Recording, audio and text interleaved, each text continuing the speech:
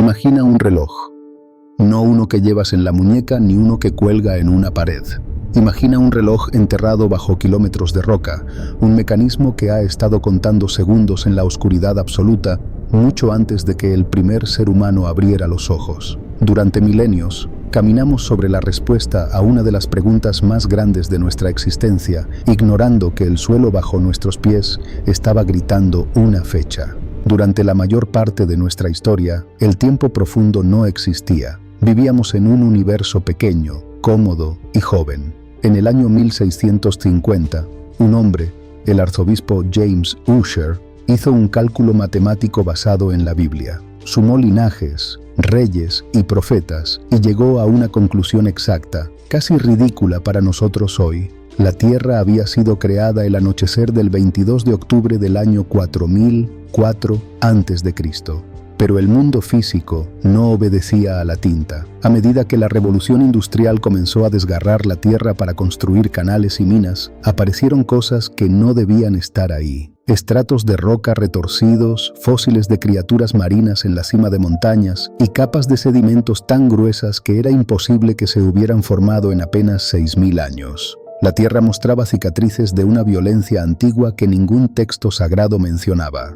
Los científicos del siglo XVIII y XIX intentaron de muchas maneras encontrar un reloj natural. Edmund Halley, el hombre que dio nombre al cometa, miró hacia el océano. Su razonamiento parecía lógico. Si los ríos llevan sal al mar de manera constante y el agua se evapora dejando la sal atrás, bastaría medir la salinidad para calcular la edad del planeta. Pero el océano no es un reloj ordenado. Es un sistema caótico que recicla su propia sal. Este reloj acuático no funcionaba. Otros intentaron leer el tiempo en el barro, midieron cuánto tardaba en acumularse un metro de sedimento en un delta y multiplicaron esa cifra por los kilómetros de capas terrestres. Pero las inundaciones, las sequías y los cataclismos borraban y reescribían el registro. Un solo año podía depositar tanto material como un siglo. Otro reloj roto. Entonces apareció Lord Kelvin, el físico más respetado de su época. Él no miró el agua ni el sedimento, miró el fuego. Sabía que la Tierra había nacido como una esfera de roca fundida y que desde entonces se estaba enfriando. Usando las leyes de la termodinámica, calculó cuánto tiempo tardaría ese planeta incandescente en alcanzar su temperatura actual. Sus ecuaciones eran impecables. Su respuesta, entre 20 y 40 millones de años. Kelvin aplastó a geólogos y biólogos por igual. Charles Darwin necesitaba cientos de millones de años para que la teoría de la evolución de las especies tuviera sentido, pero Kelvin afirmó que ese tiempo no existía. Con su reloj de fuego la física había hablado, y durante décadas, la ciencia quedó atrapada en esa cifra errónea. Kelvin no se equivocó en sus cálculos, se equivocó en una suposición crucial. Ignoraba que la Tierra tenía un motor interno de calor. No sabía que el planeta no solo se enfriaba, también se calentaba desde dentro. El cambio llegó no desde las montañas, sino desde lo invisible.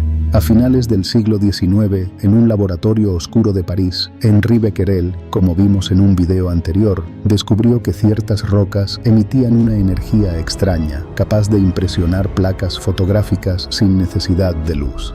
Sin saberlo, había descubierto la radiactividad y con ella la llave maestra del tiempo. Pronto se comprendió algo sorprendente. Los átomos radiactivos inestables se desintegran siempre al mismo ritmo, sin importar el calor, el frío, la presión o las reacciones químicas. Son relojes perfectos encerrados en piedra, midiendo cuánto de un elemento que estaba en la roca desde sus inicios se había transformado en otro. Se podía saber exactamente la edad de ella.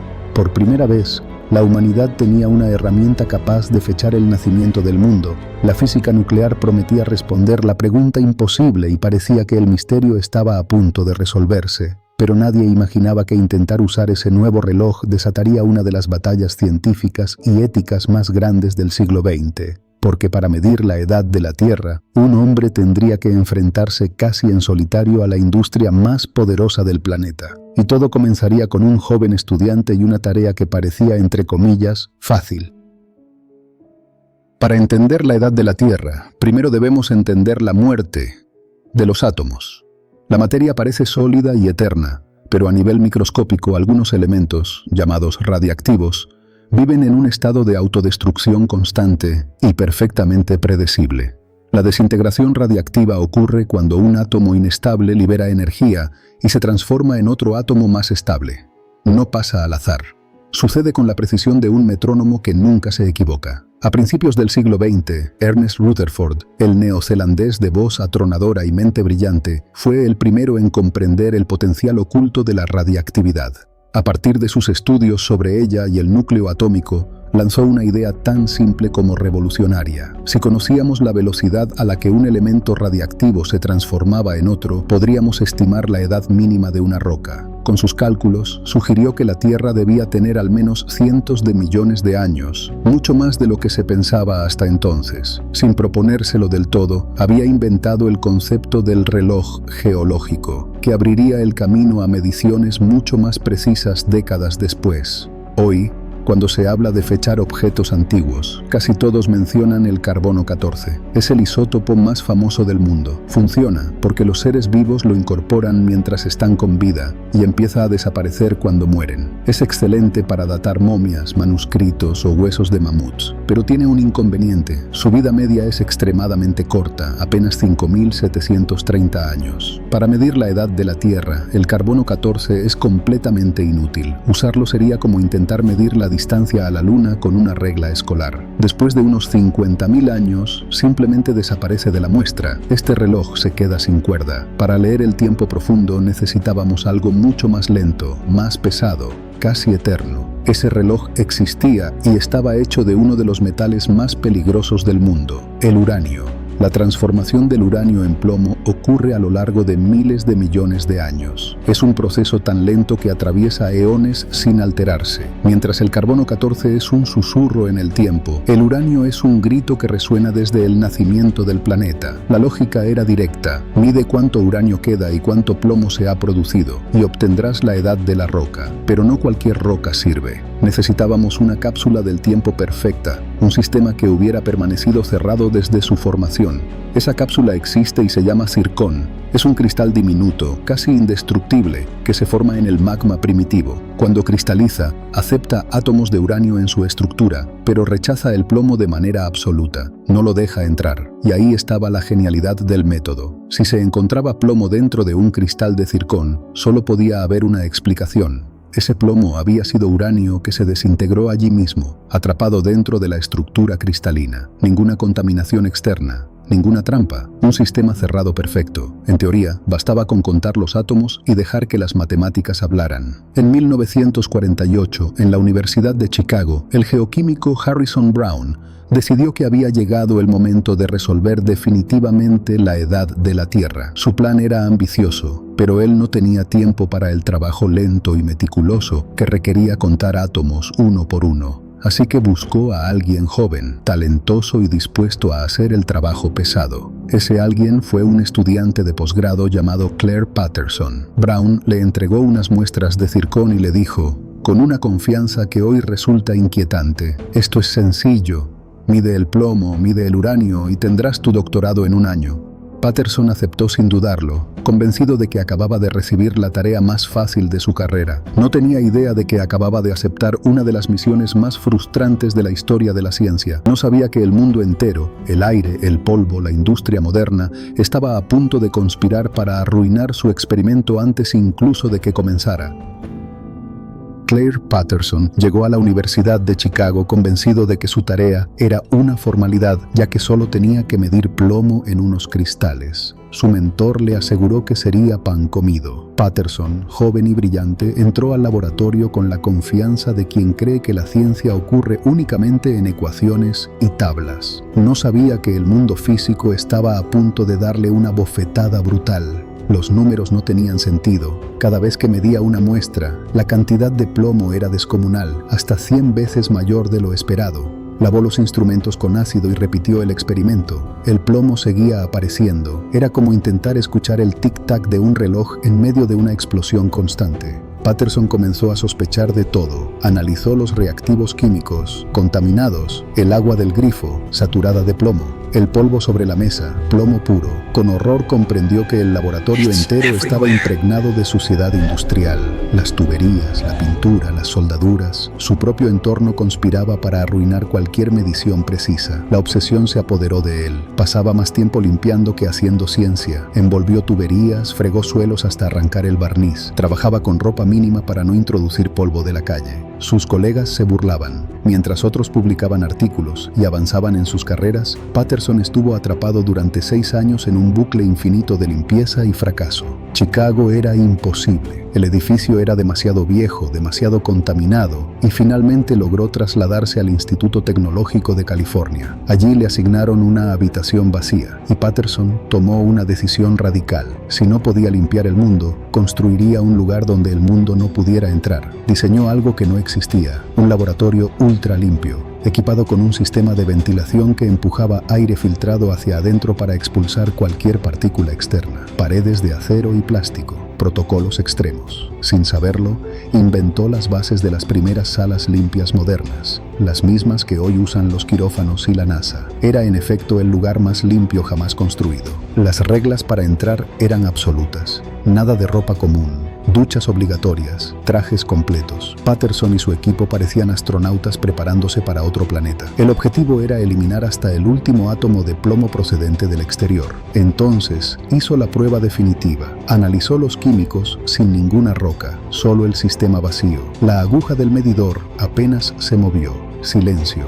Por primera vez, el ruido de fondo había desaparecido. Había logrado lo imposible. Pero en ese silencio perfecto surgió una verdad inquietante. Si para obtener una muestra limpia había necesitado una fortaleza hermética, eso significaba que afuera, en el mundo real, los niveles de plomo eran catastróficos. Patterson comprendió que la contaminación que había arruinado sus experimentos no era natural. No provenía de la tierra antigua a la que sustentaba la vida. Provenía de los coches, de las fábricas, del aire, de la comida. Alguien había envenenado el planeta entero. Él solo quería medir la edad de la Tierra, pero acababa de tropezar por casualidad con la escena de un crimen global. Y el culpable no era un villano oculto, era un héroe nacional.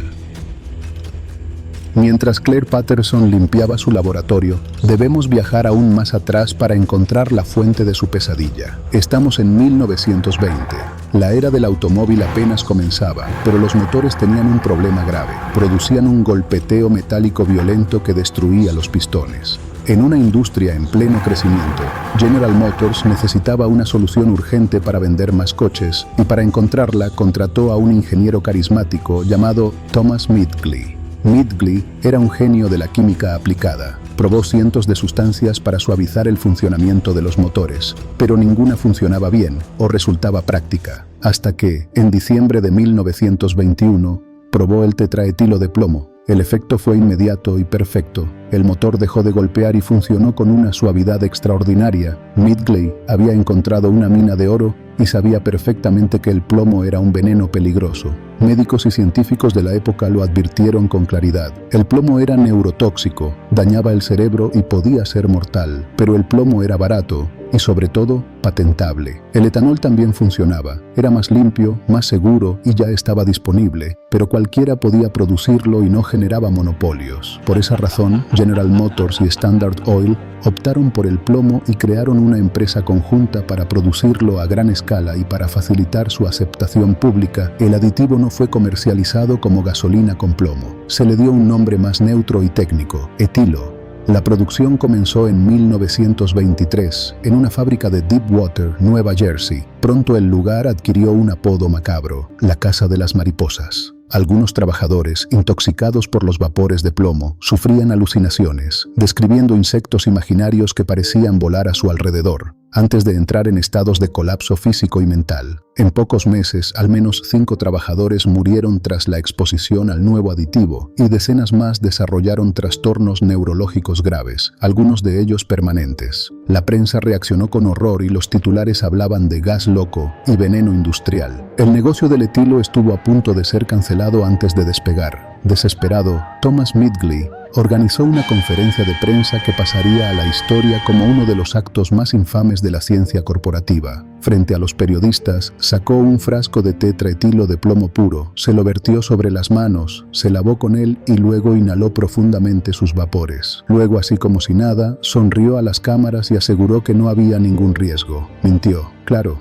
porque poco después, Midgley tuvo que ser internado en secreto en Europa por un envenenamiento grave de plomo. Estuvo al borde de la muerte, pero el espectáculo funcionó y el gobierno cedió a la presión industrial y permitió la venta. El plomo fue liberado al mundo. Desde ese momento, cada automóvil se convirtió en una chimenea ambulante. Cada trayecto cotidiano expulsaba neurotoxinas invisibles al aire. El plomo no se degrada ni desaparece. Se deposita en el suelo, en el agua, en los cultivos y en los cuerpos humanos. Se acumula. Durante décadas, el plomo terminó en la sangre de millones de niños nacidos a lo largo del siglo XX. Afectó cerebros en desarrollo, redujo coeficientes intelectuales y se asoció con alteraciones del comportamiento a gran escala. Fue una crisis sanitaria silenciosa. Sus efectos eran difusos, acumulativos y difíciles de detectar en individuos aislados. En ausencia de mediciones sistemáticas y con fuertes intereses industriales en juego, el problema permaneció normalizado durante generaciones. Pero lo más aterrador no es lo que Midgley hizo con el plomo. Lo más aterrador es que años después, este mismo ingeniero volvería a su laboratorio con una nueva idea. Su siguiente invento destruiría sin saberlo, el cielo mismo.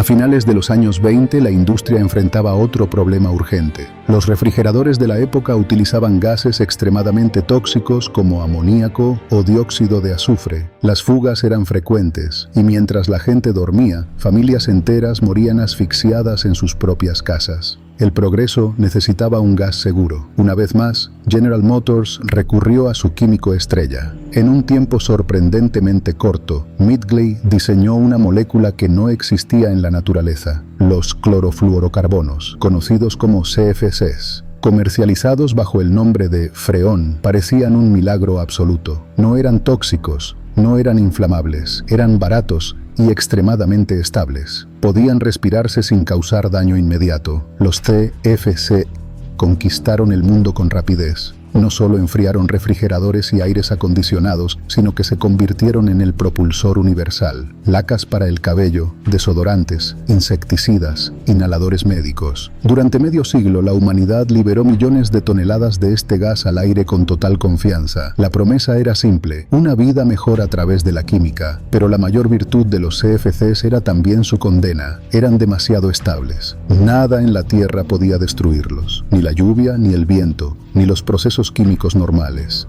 Así que comenzaron a ascender lentamente, atravesando la atmósfera como globos invisibles. Subieron más allá de las nubes, más allá de los aviones, hasta alcanzar la estratosfera, donde el aire es fino y la luz del sol es implacable, ultrapotente. Allí, la radiación ultravioleta rompió las moléculas de CFC y liberó átomos de cloro. Y esos átomos se convirtieron en depredadores químicos. Su presa era el ozono, el escudo que protege a la Tierra de la radiación solar. Un solo átomo de cloro podía destruir hasta 100.000 moléculas de ozono antes de desaparecer. Era una reacción en cadena invisible, lenta y devastadora. Nadie lo notó hasta los años 80. Científicos que trabajaban en la Antártida observaron lecturas imposibles. La capa de ozono había prácticamente desaparecido sobre el polo sur. Al principio pensaron que sus instrumentos estaban defectuosos, pero no lo estaban. La humanidad había abierto un agujero en el cielo del tamaño de un continente. Estábamos exponiendo el planeta entero a una radiación letal. Si no se hubiera actuado a tiempo, para el año 2050 gran parte de la capa de ozono habría colapsado.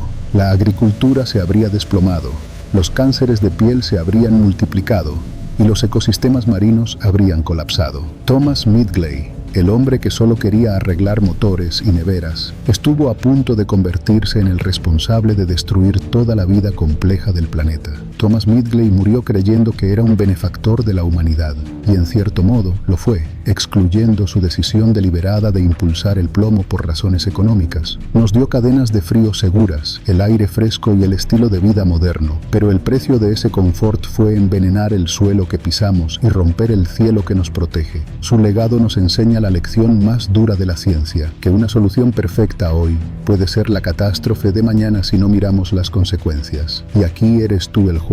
Mientras el mundo comenzaba a alarmarse por el agujero de ozono en los años 80, retrocedamos nuevamente a los años 50. En un laboratorio ultralimpio, aislado del caos exterior, Claire Patterson seguía luchando contra la primera maldición de Midgley, el plomo. Aún no sabía nada del segundo pecado. Patterson ya tenía el laboratorio perfecto. Había eliminado la contaminación visible e invisible. Nada se interponía entre él y la respuesta final. Solo quedaba encender el espectrómetro y hacerle la pregunta definitiva a una roca más antigua que la Tierra misma. ¿Cuándo empezó todo? La respuesta estaba a punto de cambiar para siempre nuestra comprensión de nuestro hogar. De vuelta en la sala ultralimpia de Caltech, Patterson finalmente pudo medir los circones sin contaminación. El cuarto limpio funcionaba a la perfección, pero los resultados fueron decepcionantes. Los circones le daban edades diferentes, 1.000 millones, 2.000 millones. Ninguno llegaba al origen. Patterson entendió entonces que el problema no era su método, sino el planeta mismo. La Tierra es una trituradora geológica. Volcanes, terremotos y erosión han derretido y reciclado la corteza terrestre una y otra vez. Si la Tierra nació hace eones, ya ha borrado su propia acta de nacimiento. Buscar una roca del origen en la Tierra era imposible porque todas han sido cocinadas de nuevo. Patterson necesitaba una roca que nunca hubiera tocado un volcán. Patterson sabía que necesitaba una roca que no hubiera cambiado nunca. Una roca que hubiera estado muerta y congelada desde el primer segundo de la existencia. Y esas rocas no viven aquí. Viven en el vacío frío entre Marte y Júpiter. Los escombros sobrantes de la construcción del sistema solar. Los asteroides. La idea puede entenderse con una metáfora simple. Imagina dos gemelos que nacen el mismo día. Uno se queda en la Tierra, crece, se cae, se llena de cicatrices, se opera, envejece. Ese es nuestro planeta. El otro gemelo es lanzado al espacio y queda congelado instantáneamente en un bloque de hielo. Ese es el meteorito. Si quieres saber la fecha exacta de nacimiento de ambos, no puedes mirar al gemelo terrestre. Ha cambiado demasiado. Tienes que mirar al gemelo congelado. Su reloj se detuvo en el momento exacto del origen. A veces, esos gemelos congelados regresan. Patterson consiguió una muestra del famoso meteorito Canyon Diablo, caído en Arizona. Era un fragmento de hierro y roca que no había sufrido alteraciones químicas desde que el Sol se encendió por primera vez. Era, literalmente, la zona cero del tiempo. El análisis exigía una precisión quirúrgica. Patterson disolvió partes del meteorito en ácido, separó cuidadosamente el plomo y lo introdujo en el espectrómetro de masas. Esa máquina funcionaba como una balanza capaz de pesar átomos individuales. Separaba los isótopos de plomo por su masa, permitiéndole contarlos uno por uno, sin margen para el error. El resultado no fue inmediato. Pasó horas y días registrando datos, trazando puntos sobre papel milimetrado. Cada punto debía ser perfecto. Una sola mota de polvo externo habría destruido años de trabajo. El silencio en la sala era absoluto. En ciencia, la belleza adopta la forma de una línea recta. Si los datos son correctos, los puntos se alinean. Y eso fue exactamente lo que ocurrió. Los datos del meteorito formaron una recta impecable, una isócrona perfecta. Esa línea cruzaba el eje del tiempo en un punto preciso. No había ruido, no había ambigüedad. Por primera vez, la naturaleza hablaba con total claridad. Patterson realizó el cálculo final, ajustó constantes, verificó ecuaciones, repasó cada número. Y entonces apareció la cifra: 4.550 millones de años, 4,55 mil millones. Esa era la edad real. No 6.000, no 20 millones. El tiempo profundo era inmensamente más vasto de lo que cualquier ser humano había imaginado. En ese instante, Patterson estaba completamente solo. Afuera, el mundo seguía su curso. Guerras, fábricas, automóviles expulsando plomo al aire. Nadie sabía que vivía sobre un planeta antiguo, más allá de toda comprensión. En ese momento, Patterson sintió el impulso de contarlo, de gritarlo. Pero ¿a quién le dices que acabas de reescribir al mismo tiempo la historia historia de la Tierra y el lugar de la humanidad en el universo, hizo lo único que podía hacer. Condujo hasta Iowa, hasta la casa de su infancia. Su madre le abrió la puerta. El hombre que acababa de medir la eternidad se sentó en la cocina y le dijo: «Mamá, sé cuántos años tiene el mundo». Tal vez ella no entendió la física, pero entendió la mirada de su hijo. Había tocado la verdad, pero esa verdad tenía un precio, porque ahora que Claire Patterson conocía el plomo mejor que nadie, estaba a punto de descubrir que el mundo entero estaba siendo envenenado, y esta vez no pensaba quedarse en silencio.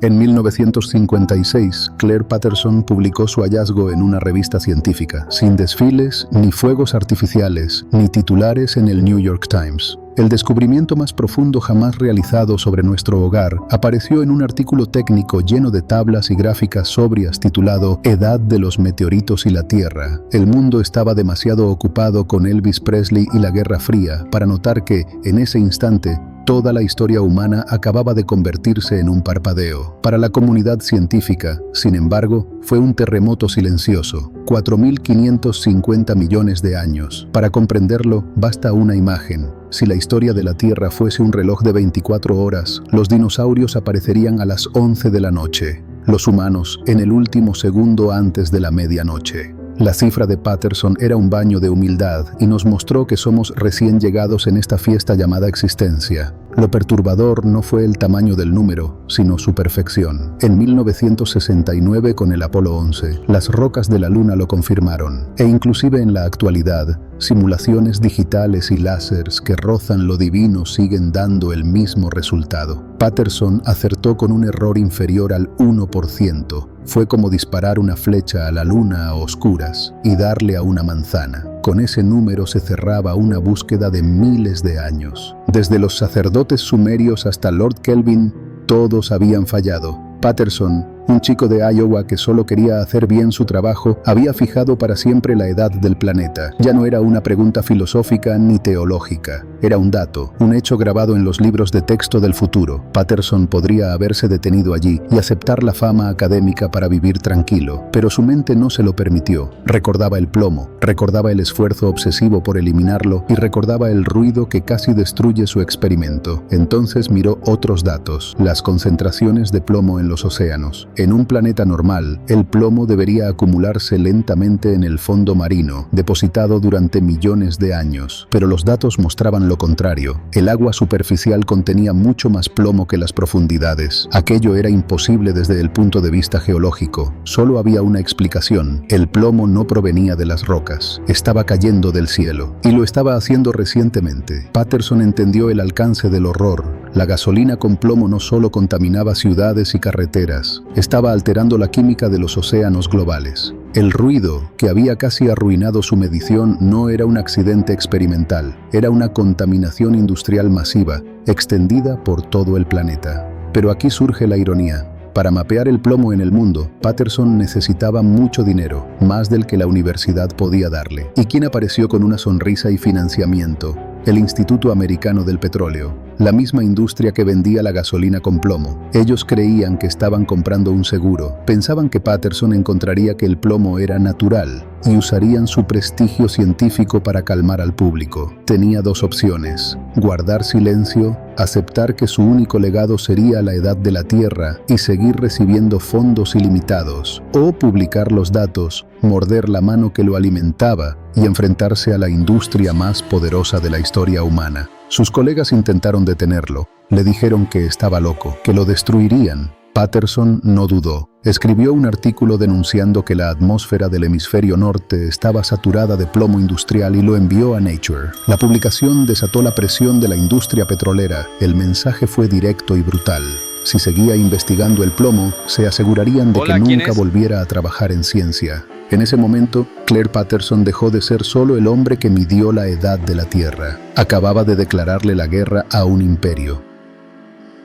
La reacción fue inmediata. Ejecutivos de la industria del plomo visitaron a Claire Patterson y le ofrecieron financiar cualquier investigación que quisiera por el resto de su vida. Solo había una condición: debía dejar de estudiar el plomo ambiental. Querían comprar su silencio. Patterson los escuchó, pero no dio el brazo a torcer. El castigo no tardó en llegar. El Instituto del Petróleo le retiró los fondos, la Comisión de Energía Atómica le cerró las puertas y Patterson pasó de ser una figura respetada a ser aislado en algunos círculos académicos. Nadie quería asociarse con el científico obsesionado con el plomo, y durante años tuvo que mendigar apoyo para seguir trabajando. Pero Patterson tenía algo que la industria no podía controlar: el pasado congelado del planeta. Sabía que las empresas mentían cuando afirmaban que el plomo del ambiente era natural, y para demostrarlo necesitaba viajar a una época anterior a los automóviles. Viajó a los lugares más remotos del mundo, Groenlandia y la Antártida. Allí perforó el hielo profundo. Cada capa de nieve atrapaba el polvo de un año específico y lo sellaba como una página de un libro histórico. Cuando Patterson derritió esas capas en su laboratorio ultra limpio, los datos hablaron con brutal claridad. El hielo de siglos anteriores apenas contenía plomo. Pero a partir de 1923, el año en que comenzó el uso masivo de la gasolina con plomo, los niveles se disparaban de forma abrupta. No era un aumento gradual ni natural, era una huella industrial perfecta. La prueba era irrefutable. Con esos datos en la mano, Patterson viajó a Washington para testificar ante comités del Congreso. Llevó consigo los núcleos de hielo, las gráficas y los hechos. Frente a él había representantes de la industria con intereses encontrados, que intentaron minimizar su trabajo y cuestionar sus conclusiones. Pero los datos eran claros. La evidencia científica no podía ser ignorada. La victoria fue lenta, pero llegó. En 1970 se aprobó la Ley de Aire Limpio, y en 1986 la gasolina con plomo fue finalmente prohibida en Estados Unidos. Poco a poco, el veneno dejó de salir de los tubos de escape y así terminó la era del etilo. Los resultados fueron casi milagrosos. En pocos años, los niveles de plomo en la sangre de los niños cayeron más de un 80% y estudios posteriores sugieren que la reducción del plomo mejoró la salud y el desarrollo cognitivo de la población. Sin saberlo, generaciones enteras crecieron más sanas y más lúcidas gracias a la terquedad de un solo científico que se negó a callar.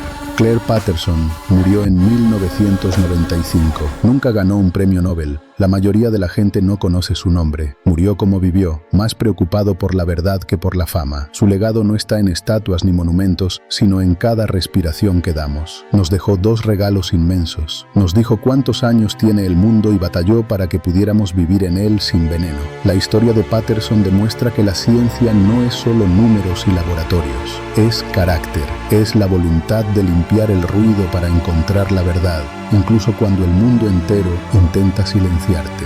La Tierra tiene 4.550 millones de años. Somos pequeños en el tiempo, pero nuestras decisiones pueden cambiarlo todo, para bien o para siempre.